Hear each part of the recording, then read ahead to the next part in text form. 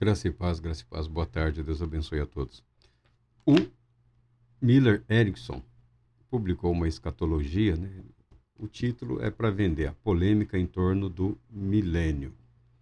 É um acadêmico, é um homem muito culto, e é claro que você não escreve um livro sem expressar aí, em parte, o seu domínio sobre diversas áreas da vida. Ele se refere aqui a um teólogo, a um estudioso do Novo Testamento, Bultmann. Bultmann é um dos estudiosos do Novo Testamento. O tempo desse homem foi de 1884 a 1976. É uma teologia típica ou característica, que ele fala aqui, do século XX. É uma busca de... Bultmann não era um teólogo sistemático. Ele não se apegava a ele não se apegava ou não tinha interesse pelo conhecimento sistematizado da palavra de Deus já disponível nesse tempo. A abordagem deles era o estudo do Novo Testamento sob uma perspectiva, muitas vezes filosófica ou sociológica, sob uma outra doutrina que coordenava. Na época, a forma de pensamento aí do final do século XIX e XX é o chamado existencialismo, uma tentativa de um existencialismo cristão. Ou seja, tudo que temos se resume a esta vida, a essa existência. E esses homens propuseram uma escatologia, chamada escatologia realizada, ou seja, nesse sistema no qual nós vivemos e existimos, se esse Cristo existe e for verdadeiro, ele realizou tudo, absolutamente tudo nesse contexto. A partir de agora, nós experimentaremos o desenvolvimento das realizações de Cristo Jesus. Não é que eles não fossem cristãos. Quem sou eu para me atrever a dizer uma coisa dessa? Não é que eles não fossem cristãos. Eles queriam uma apresentação teológica afastada dos dogmas da igreja, da teologia dogmática, que é mais conhecida por nós hoje como teologia sistemática. E está muito, muito, muito influenciada pela... É quase uma teologia retórica, lembra a teologia bíblica, tá? Que tem espaços assim para absurdos, para aberrações. A pessoa vai divagando, vai construindo uma narrativa e sem saber onde pretende chegar, e muitas vezes permanece no nada, no mais absoluto e completo abismo. Mas o que você precisa para entender o pensamento desses homens foi o fracasso das igrejas cristãs europeias em apresentar para o povo a fé em Cristo Jesus e as suas respectivas implicações, o formalismo religioso, a indiferença ao sofrimento humano, e dois eventos que, na verdade, foram apenas um.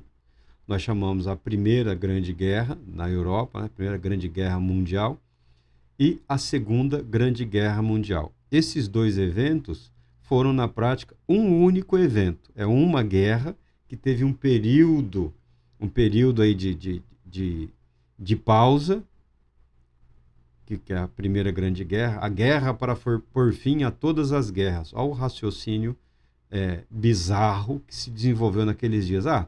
Vamos nos matar aí, porque vai ser a última vez que nós nos matamos e com certeza Deus vai abençoar a guerra e nunca mais haverá guerra depois dessa guerra. Olha a cabeça do cidadão, olha o tipo de pensamento que afligia a mente humana naqueles dias. Houve o primeiro round, por assim dizer, seguido de um catastrófico e desastroso segundo momento, a Segunda Grande Guerra, havendo a possibilidade de um terceiro evento catastrófico, que pode ou não ocorrer, tá? Não perdemos tempo tentando prever o futuro, porque o futuro da humanidade já foi traçado por Deus.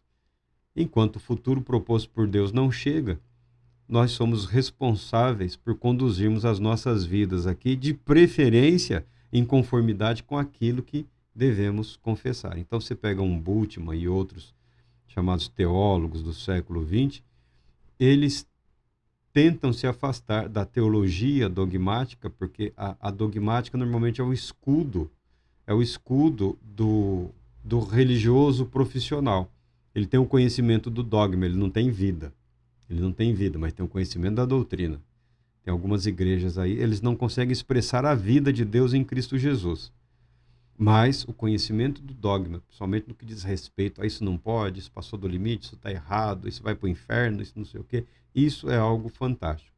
O que é preciso é ter o conhecimento e com o conhecimento associado a vida de Deus em Cristo Jesus, em nós e a partir de nós.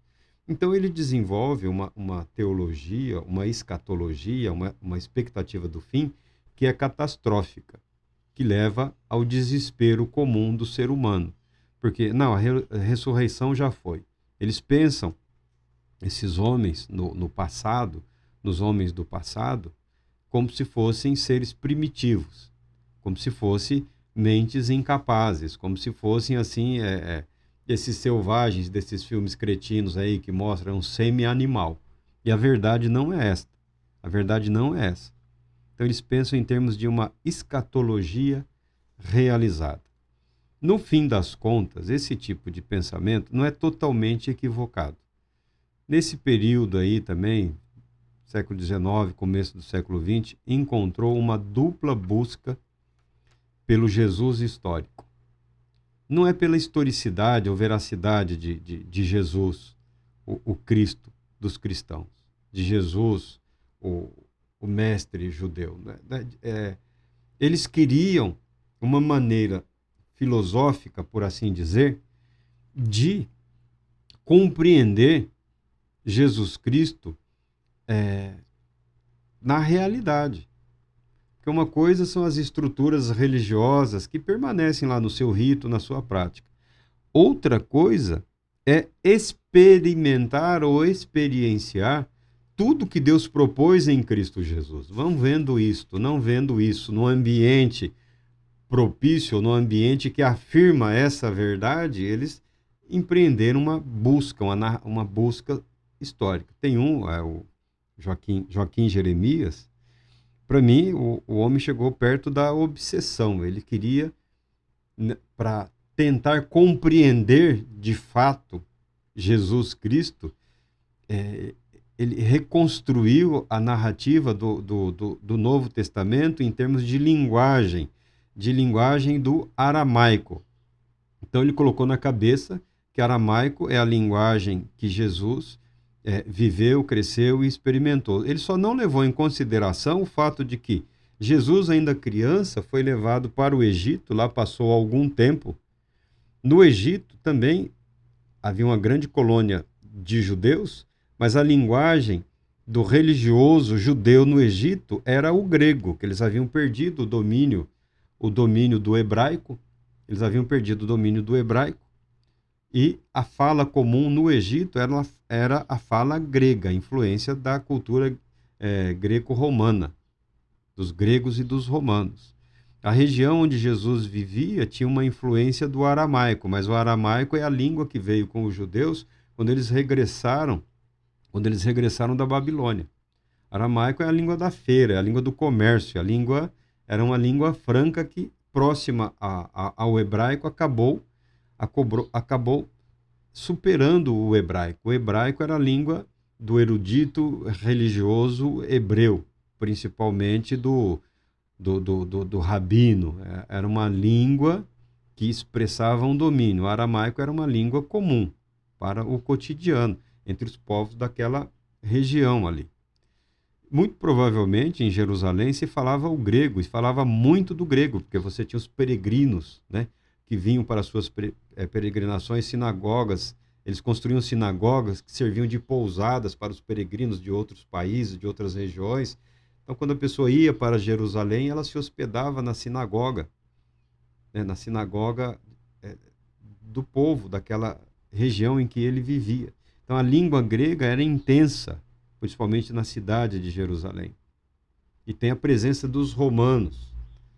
Então, o ambiente cultural era muito mais rico do que alguns querem é reconstruir. A busca pelo Jesus histórico, para alguns que pegaram raiva, que pegaram ódio do Evangelho, foi um esforço no sentido de desconstruir a fé cristã. Mas, em outros, foi uma tentativa de viver Jesus hoje, de experimentar Jesus hoje. Não foi totalmente equivocado. Não foi, notadamente, um erro. É mais a tentativa de expressar, em termos filosóficos, um anseio espiritual. Espiritual. Daí eu dizer, não há problema nenhum em estudar filosofia. Não há problema nenhum em estudar teologia. Não há problema nenhum em estudar... Hoje chamam de ciência da religião, mas na verdade deveria ser a espiritualidade, seria a matéria espiritualidade, que é uma abordagem generalizada da espiritualidade humana, abrangendo toda a religiosidade conhecida, principalmente as culturas orientais, que são de uma beleza, de uma riqueza extraordinárias. O cristão não precisa ter medo do conhecimento. O cristão não precisa ter medo do conhecimento humano, das fábulas, dos mitos, das lendas ou das conquistas do espírito humano ao longo de todo esse tempo. Mas a teologia de Bultmann, ela se mostrou falha. Ela se mostrou, assim, desastrosa. Porque Jesus, o Cristo, não está limitado e não está preso a este mundo. Ao mesmo tempo que ele prometeu nunca nos abandonar, ele voltou para o lugar que é dele de direito, a destra do Pai, onde ele permanece até que no momento ele virá. Virá para reinar, virá com poder e glória. Poder e glória que sempre a ele pertenceram. Ele esvaziou-se da sua glória, do seu poder, para viver plenamente como homem e, através da sua humanidade, proporcionar a salvação para todos aqueles que nele creem. Mas isso não significa que ele tenha se diminuído em outros aspectos. Ele abriu mão da glória que a ele é devida. Glória da qual ele não renuncia. Ele abriu mão por um período, mas ele nunca renunciou. Ele retornará em glória, em glória. A nossa esperança, a nossa fé, o próprio apóstolo Paulo, ele não dá muito crédito, porque o apóstolo Paulo, a teologia aí do existencialismo, ela esbarra nas palavras do apóstolo que diz: se a nossa esperança em Cristo é apenas para esta vida, ou seja, limitadamente, é que já tinha algum tipo de existencialismo naquele tempo, né? Mas a formulação filosófica vem nesse período aí do século XX. Se a nossa esperança em Cristo é apenas para esta vida, somos os mais dignos de compaixão entre todos os homens. Ou seja, somos miseráveis entre todos os seres humanos, porque expressamos uma fé que não se consumará em termos de eternidade. Então, o cristão que tenta limitar Deus a este mundo, Cristo a este mundo, a esta realidade, ou todos os eventos propostos por Deus em Cristo Jesus a esta realidade, ele é o mais infeliz. Mas aquele que afasta Jesus da existência, da realidade, que se conforma, ele também é infeliz. Ele também carrega uma infelicidade. Muito embora aguarde, muito embora tenha certeza da realidade vindoura, eterna, mas nesta vida ele é um sofredor.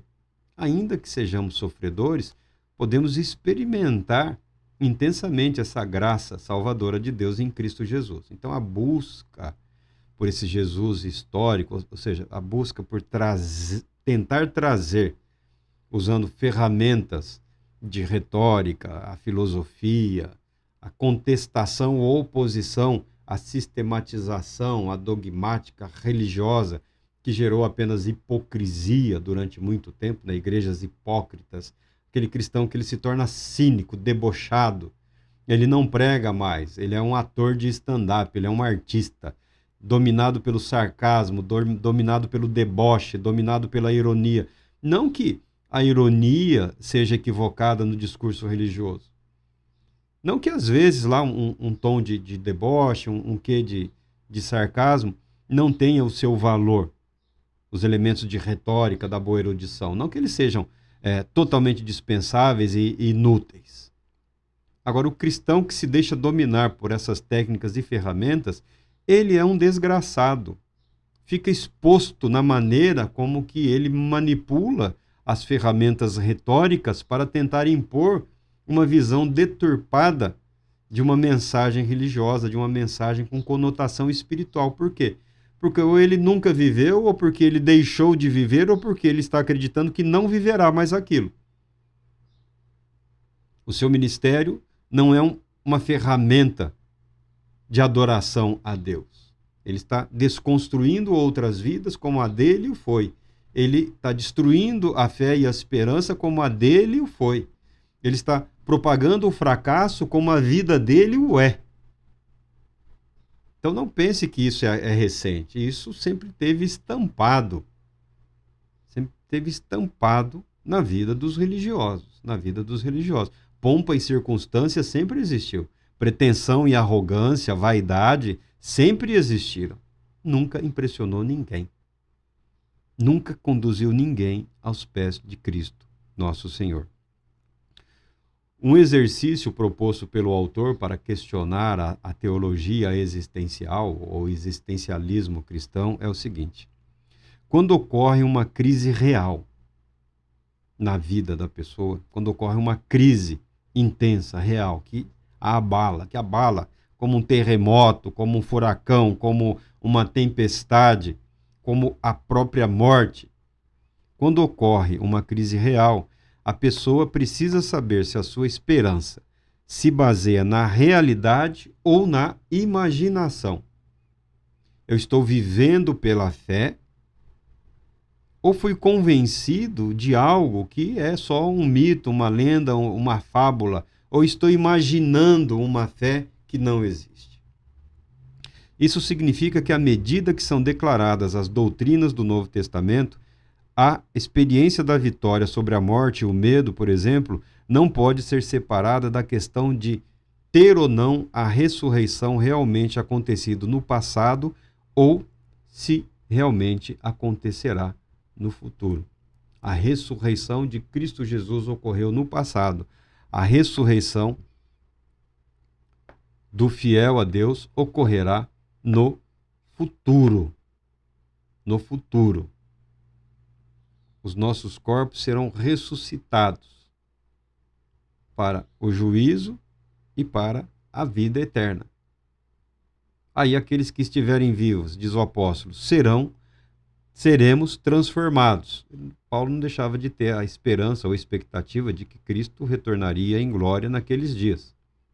Porque já naqueles dias a experiência de mundo, a experiência de realidade, à medida em que você se propõe a viver mais intensamente em comunhão com Deus, a sua consciência do quão o mundo é mundano, do quão a realidade é atacada pelo maligno, ela também se amplia.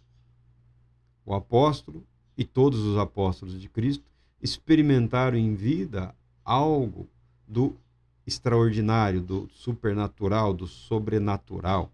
Viram, ouviram, compreenderam, mas também sofreram. O que se sobrepõe à dor e o sofrimento é a esperança.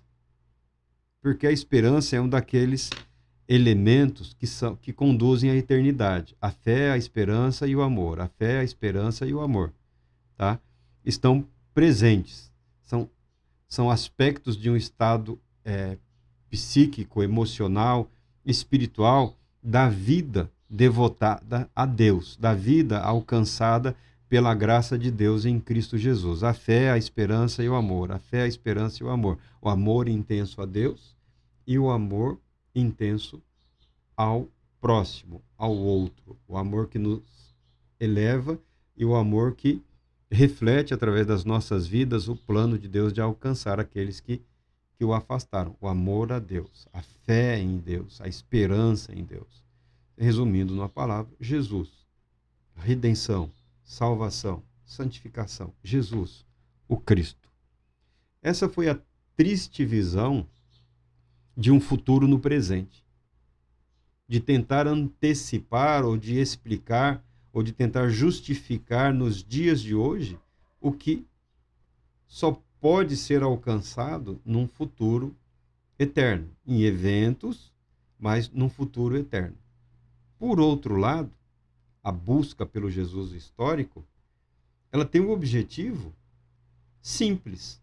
E eu creio que até uma angústia existencial desses homens, desses pensadores, um desejo e uma aflição expresso de forma sistemática no conhecimento filosófico e teológico que eles adquiriram e tentaram desenvolver nos seus dias, mas que marca o anseio do espírito humano, da alma humana, por Deus. A tentativa de explicar a realidade humana em termos da chamada escatologia realizada, né? Jesus já fez tudo, realizou tudo, agora está por nossa conta. Somos só nós que temos que resolver tudo aqui. Ela mostrou-se um terrível fracasso. Ela mostrou-se uma experiência frustrante que amplia o desespero, a aflição e a dor. Esse não é o caminho da fé. Esse não é o caminho da experiência religiosa proposta nas Escrituras. A experiência religiosa ou espiritual proposta nas Escrituras não é só o buscar a Deus. A busca, ela denota a criação de um espaço, um caminhar em direção daquele que já se propôs vir até nós, que já veio até nós. A nossa busca por Deus é reconhecer que ansiamos, que desejamos ser encontrados, alcançados, abraçados pelo Pai. Deus Todo-Poderoso te abençoe, te proteja e te conceda paz, muita paz.